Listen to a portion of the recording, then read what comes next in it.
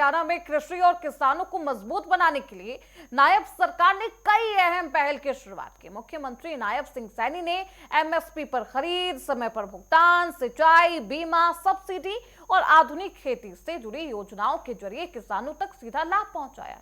ये खास रिपोर्ट देखिए।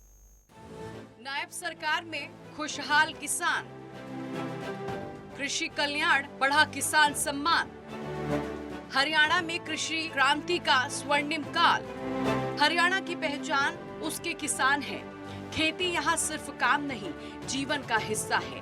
पिछले 11.5 वर्षों में हरियाणा सरकार ने किसानों के लिए कई बड़े असरदार कदम उठाए हैं। सरकार ने हमेशा यही कोशिश की है कि किसान को उसका हक सीधे और बिना किसी परेशानी के मिले, और इसी का नतीजा है कि बिचौलियों की भूमिका ना के बराबर हुई है और व्यवस्था ज्यादा पारदर्शी बनी है। अब किसान को अपनी फसल का सही दाम और समय पर भुगतान मिल रहा है। फसल का सीधा भुगतान, 48 घंटे में फसल खरीद का भुगतान सीधा किसानों के खाते में पहुंचता है। सभी 24 फसलों की एमएसपी पर खरीद, 12 सीजन में 1.85 लाख करोड़ रुपए ट्रांसफर, 12 लाख किसानों को सीधा लाभ। सरकार की योजनाओं का फायदा सीधे किसानों तक पहुंचा है। प्रधानमंत्री किसान सम्मान निधि के तहत लाखों किसानों को आर्थिक मदद मिली है। फसल खराब होने पर भी किसानों को बड़ा सहारा मिला। बीमा योजनाओं के जरिए नुकसान की भरपाई समय पर की गई। नायब सरकार खेती को सुरक्षित और लाभकारी बनाने पर लगातार काम कर रही है। किसान सुरक्षा और सहायता, 16 लाख किसानों को 7,562.47 करोड़ की मदद, 35.31 लाख किसानों को 9,888.43 करोड़ का बीमा भुगतान, मेरा पानी मेरी विरासत योजना 8,000 प्रति एकड़ सहायता, पराली प्रोत्साहन योजना 1200 प्रति एकड़ प्रोत्साहन। सिंचाई और पानी की व्यवस्था को मजबूत करने के लिए बड़े कदम उठाए गए हैं। कई योजनाओं से खेतों तक पानी पहुंचाने का काम तेजी से हुआ है।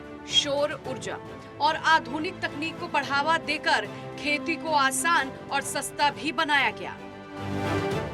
सिंचाई और आधुनिक कृषि, हर खेत तक पानी के लिए विशेष कार्यबल। मेवात प्रोजेक्ट 1161.05 करोड़, 12.39 लाख एकड़ के लिए 1662.22 करोड़ की योजनाएं। सूक्ष्म सिंचाई पर 85% अनुदान। मंडी विकास 1532.18 करोड़ निवेश। किसानों के हित के अंदर अलग से एक नीति बनाई। हाई टेंशन बिजली की लाइनों के लिए हमने मुआवजा नीति बनाई, और मुआवजा हमने दिया है कि जहां वो टावर लगेगा उस जमीन का मुआवजा 200% ज़्यादा दिया जाएगा, जो उसका कलेक्टर रेट होगा, जो उसका वहाँ मार्केट रेट होगा। मार्केट रेट का 200% ज़्यादा देने का निर्णय हमने अपनी पॉलिसी के अंदर किया है।